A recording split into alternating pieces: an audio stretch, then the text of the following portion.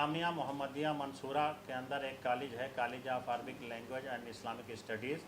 मैं उसका प्रिंसिपल था, लेकिन जब डिग्री देने की बात आती है तो एक मीटिंग होती है college of Malegaon city college के प्रिंसिपल के साथ, जिसमें हमको ये पता चलता है कि ये कॉलेज ना तो यूजीसी से अप्रूव्ड है, ना ही ministry of education and higher education और टेक्नोलॉजी से ये ऑटोनोमस है, और ना ही किसी यूनिवर्सिटी से इसका एफिलिएशन है।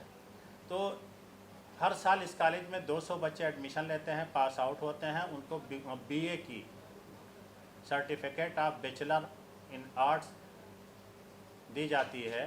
तो इस कॉलेज का एक तरीके से कहीं कोई लीगल हैसियत नहीं है, लेकिन इसके बावजूद बच्चों के स्टूडेंट के साथ इतना बड़ा फ्रॉड किया जाता है और इस तरीके से धोखा दिया जाता है, उनके करियर को बर्बाद किया जाता है, और इसके नाम पे बाहर से करोड़ों रुपया भी वसूला जाता है।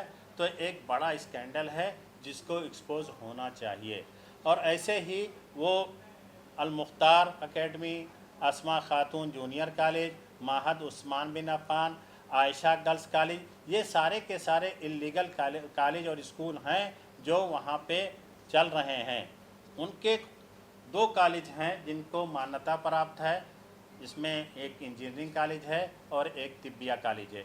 एक स्कूल को मान्यता प्राप्त है और वो है आफाक एकेडमी। बाकी जितने हैं सब इल्लीगल हैं, लेकिन एक स्कूल के नाम पे 4 स्कूल चलाए जा रहे हैं। और इसी तरीके से कॉलेज ऑफ अरबिक लैंग्वेज में बहुत सारी गड़बड़ियां हैं जो बच्चों को इस तरीके से उनके फ्यूचर से खेला जा रहा है।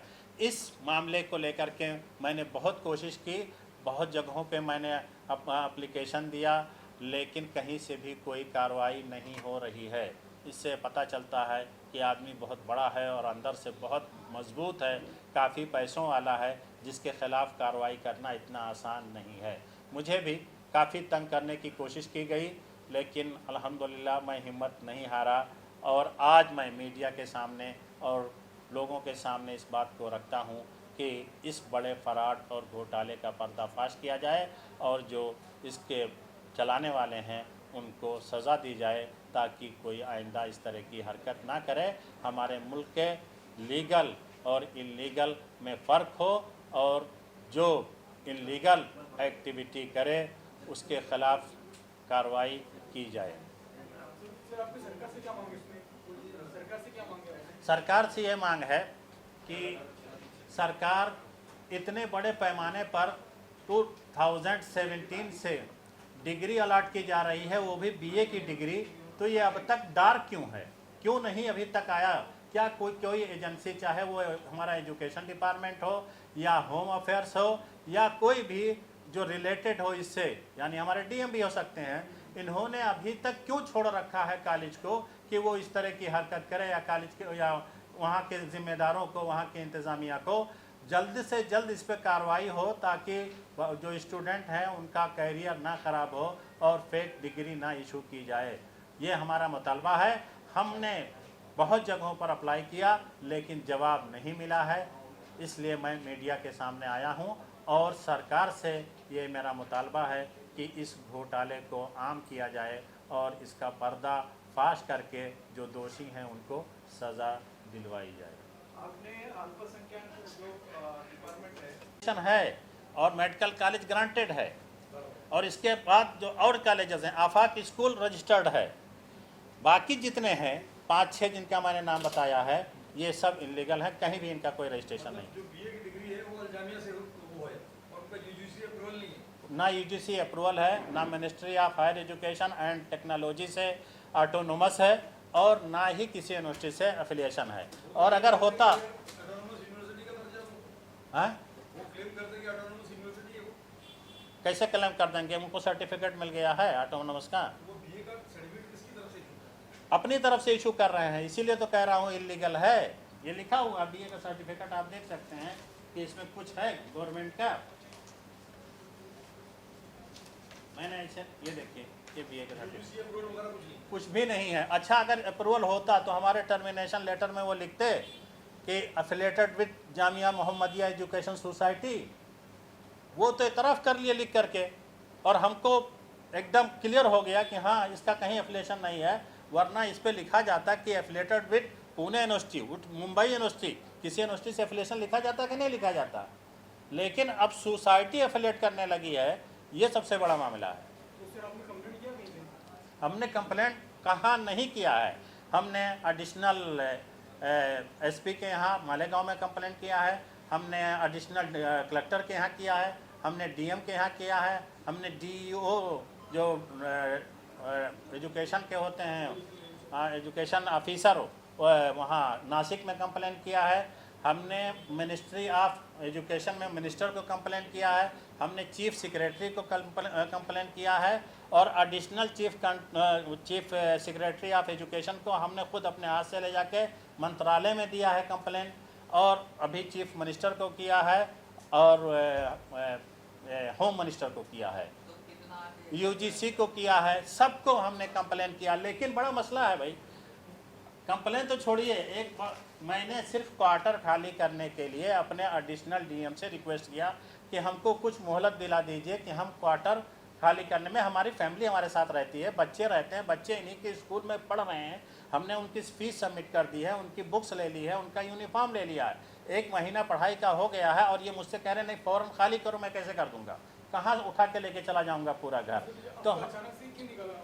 हाँ वही तो रीज़न, मैंने जब रीज़न पूछा, लेटर लिखा इनको, इन्होंने कोई जवाब नहीं दिया। फिर मैंने रिमाइंडर लिखा, हफ्ते भर के बाद मैंने रिमाइंडर भेजा, उसका भी कोई जवाब नहीं आया।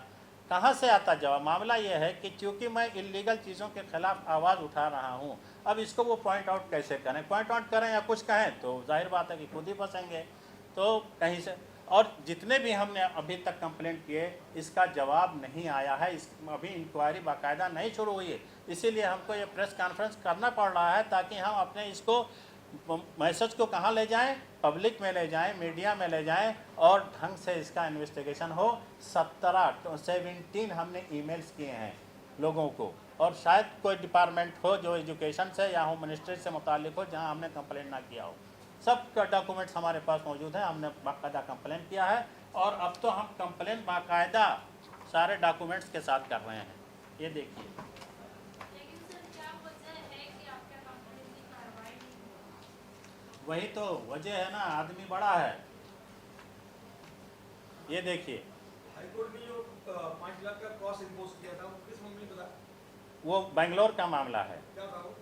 बेंगलोर में इनका एक समर इंटरनेशनल स्कूल चलता है, और वो स्कूल भी अभी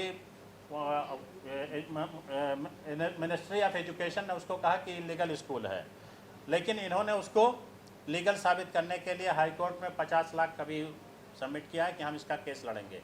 ज़मीन दूसरे के नाम से है, और कब्ज़ा ये किए हुए हैं बेंगलोर में, पूरी की पूरी ज़मीन दूसरे के नाम से है, कब्ज़ा करके ये ज़बरदस्ती चला रहे हैं, और हेबा का कोई डॉक्यूमेंट दिखा रहे हैं कि मेरे नाम से हेबा है, इसलिए ये ज़मीन मेरी होगी। और इन्हीं सब को लेकर के उनके ख़िलाफ़ एक क्रिमिनल केस भी वहाँ पे हो गया है, और हाई कोर्ट ने भी किया है। बहुत डिटेल इसके बारे में मुझे नहीं मालूम है, लेकिन इतना पता चला है, मैंने वो कागज़ देखा है जिस पे हाई कोर्ट ने इनको 5 लाख की प्लांटी लगाई है। और ये हाँ, एफिलिएशन का कोई संबंध नहीं। अब एफिलिएशन से संबंध है या इलीगल ज़मीन पे कब्ज़ा करने पे संबंध है, ये अभी मुझे आइडिया नहीं है इसका।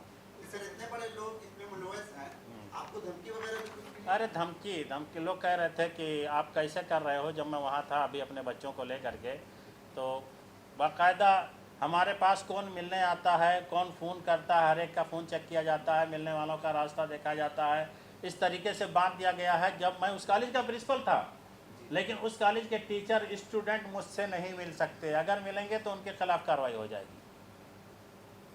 बल्कि सोशल मीडिया पे कुछ स्टूडेंट्स ने लिखा, जो स्टूडेंट पहले से वहाँ पढ़ चुके हैं दूसरी जगह, उनके यहाँ फ़ोन करके कहा गया उनके प्रिंसिपल को कि फला स्टूडेंट को रोको, उसने कैसे लिखा, ये हाल हो गया। तो ये देखिए, किसको किसको मैंने नहीं दिया है। ठीक है, लास्टली ये बताइए, अब आपकी क्या मांग है सरकार से? मांग ये है कि इन्वेस्टिगेशन हो इसमें, और जो ये इतना बड़ा फ्रॉड चल रहा है, घोटाला चल रहा है, इसके खिलाफ जो लोग चलाने वाले हैं कार्रवाई की जाए, इसलिए कि करोड़ों रुपए का यहाँ पे मतलब मिस यूज़ हो रहा है। और ये बिल्डिंगें आपको बता दी होंगी कि इसमें कोई मामूली खर्च नहीं है, बल्कि ये जो कैंपस है वो 70 एकड़ में है।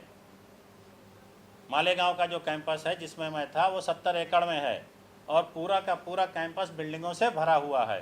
तो एक बड़ा स्कीम है ये।